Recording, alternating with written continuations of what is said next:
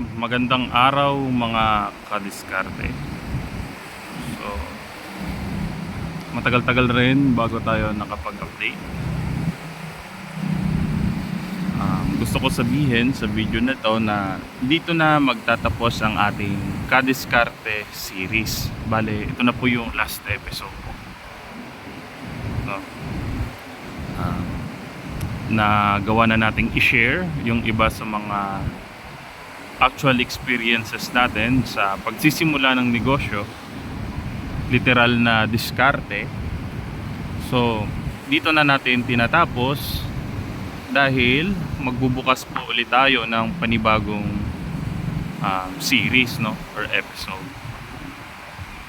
dahil hindi naman po na sa habang buhay puro na lang diskarte. Andyan po yung diskarte natin, but then kailangan nating mag-grow, kailangan nating mapaunlad pa ang ating sarili. So hindi po tayo lagi lang aasa sa ating mga diskarte. Importante ang diskarte sa pag-uumpisa at hanggang sa matapos ang business. Pero may mas hihigit pa sa diskarte lamang. At dito na natin ipo-formalize ang ating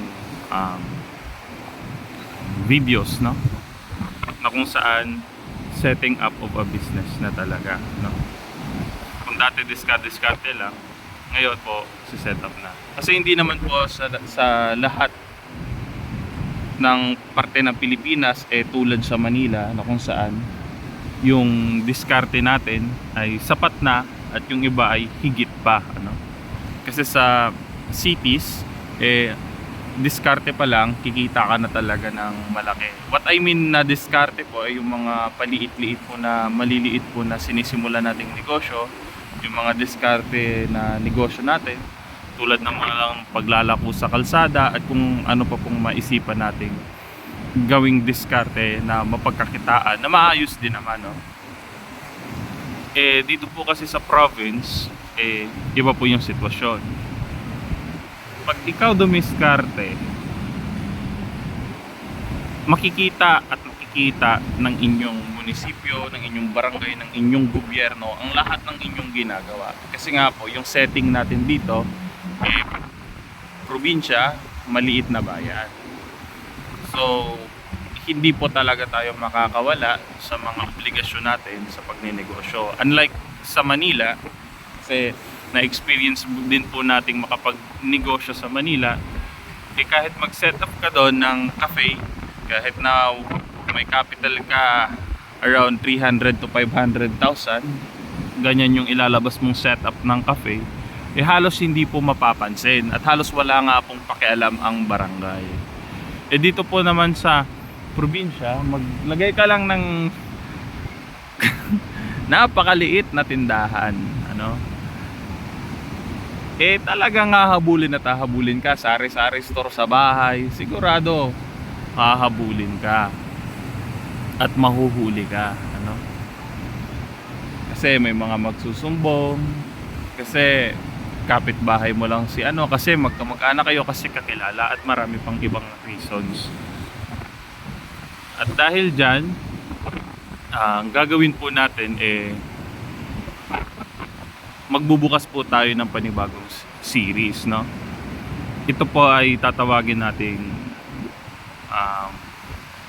micro business series, no? Kasi po yung from diskarte natin ng mga businesses, yung mga maliliit lang naman po, no?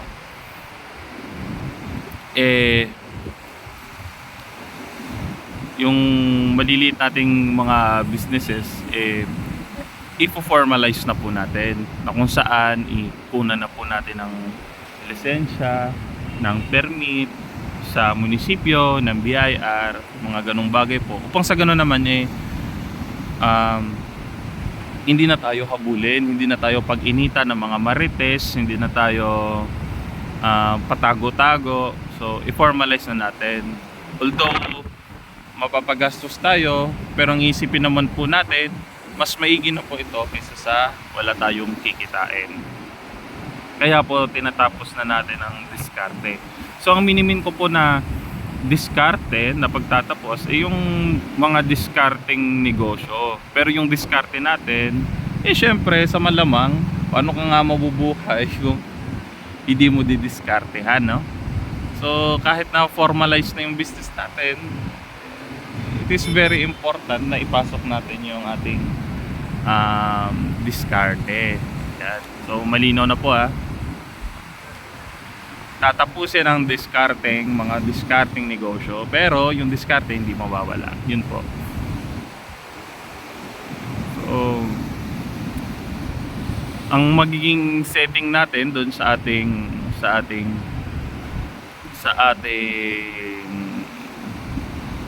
micro business series, no,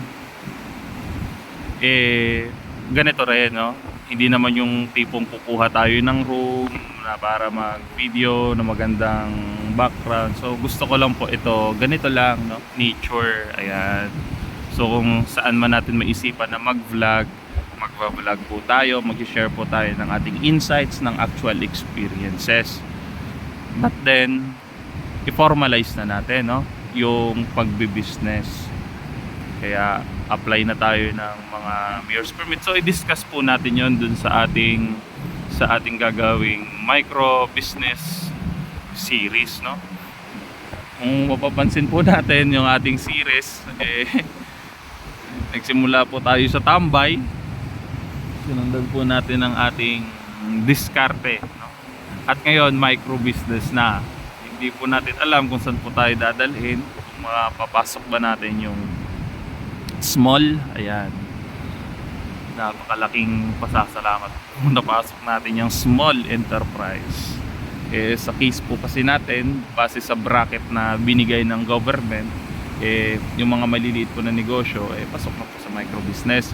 Nakakalungkot man lang isipin na kung saan sa syudad mas malaki yung kinikita ng mga dumidiskarteng negosyo sa tabi-tabi ng kalsada, no? Ang lalaki pa ng kinikita nila, pero hindi po masyado na pagkukuunan ng pansin na singilin ng mga gobyerno, kumuha ng permit o ano pa man.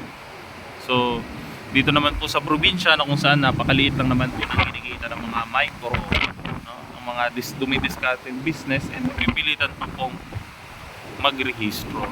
So ito nga po yung sanang bigyang pansin ng ating government, na kahit papaano tayong mga nagsisimulang mga nagnenegosyo, mabigyan din naman ng pagkakataon na makapagsimula na halos wala gagastusin. What I'm trying to say ay kung magkakaroon man po ng batas na pag nag-open ng isang micro business ay may palugit na 3 hanggang 6 na buwan bago ka magparehistro, kasi nga po sumusubok pa lang, malaking kapital din ng ating inilalabas kahit pa paano, katulad na lang ng renta, ng mga permit. Sana po mabigyan po nila ng kumbaga palugit, ano, gumawa sila ng batas, magbigay sila ng palugit sa mga starting micro enterprises o micro businesses, no? Kasi yung mga micro businesses maliliit lang nga po talaga yung mga kinikita, gawa lang ng tindahan, gano'n. Paano kung hindi pa po kumita, wala na, talo na. Business permit pa lang, kandaloko-loko na. Renta pa lang, kandaloko-loko na. So sayang lang din naman po ang efforts. Siguro kung for security purposes or reasons, katulad na lang po kunyari food, kinakabahalan natin kanino tatakbo kung hindi registered. Pwede naman po sigurong for the meantime kahit yung mga sanitary permits lang ang kunin, pero yung whole process ng pagkuha ng business permit and BIR and whatsoever, napaka malaking hassle na po yan sa mga nagsisimula, no? Malaking kapital na po yun yung kukunin. Lalo na kung magsisimula ka sa panahon ngayon ng 20 mil, 50 mil, napakaliit lang po talaga. Kasi sa renta pa lang, wala na. So, yun lang siguro, no? Sana magawa ng ating gobyerno. Sana may mabigyang pansin, no? Kasi hindi na po yan masyado nakikita. Di bali na po katulad ng mga malalaking businesses, no? Mga nasa medium, nasa small, ayan, medyo malaki po yung capital nila. So yung mga documents na yan at yung mga registration na yan, baliwala na lang. Yun lang. So pagtapos ng recording na to, ng video na to, magre-record po ulit tayo ng panibago para po sa ating episode 1 ng ating micro business series. Yan. Micro business series episode 1. So sa experience ng ating pagdidiskarte, kung babalikan natin, nagsimula po talaga tayo sa wala, no? Hindi po natin lubos maisip na yung hindi ko po kasi ito sinasadya, no? Itong diskarte ng ukay na to. Kasi narinig ko lang to sa tatay ko rin na naghahanap po siya na magtitinda ng kanyang mga sobra-sobra. Kumbaga nagkaroon tayo ng pagkakataon at oportunidad.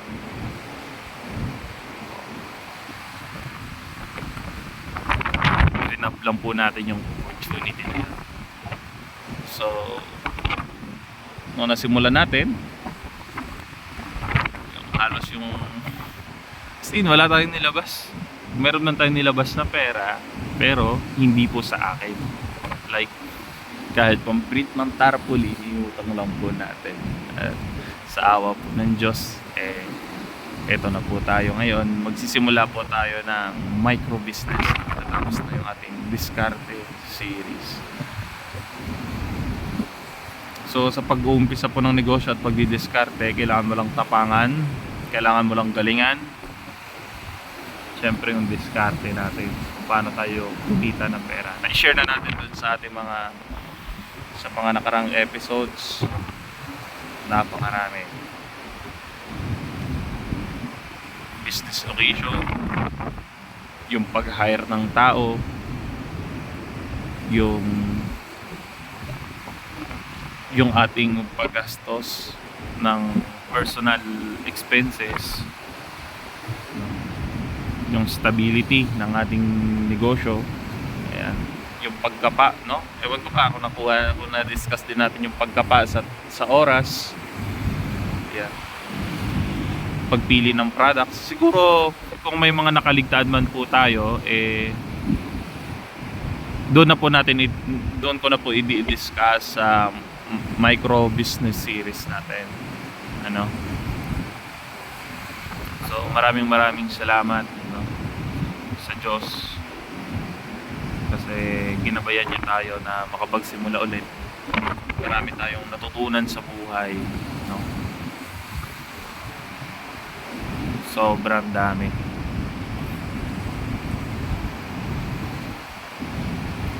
Kaya babaunin natin ang lahat ng ating mga experience, no, sa pagsisimula ulit.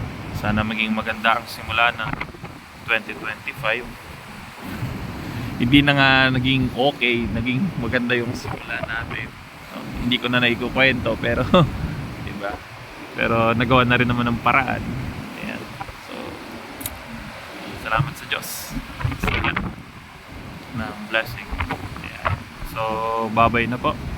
Dito na po nagtatapos ang ating Kadiskarte series, no? Diskarte series, last episode. Bye bye.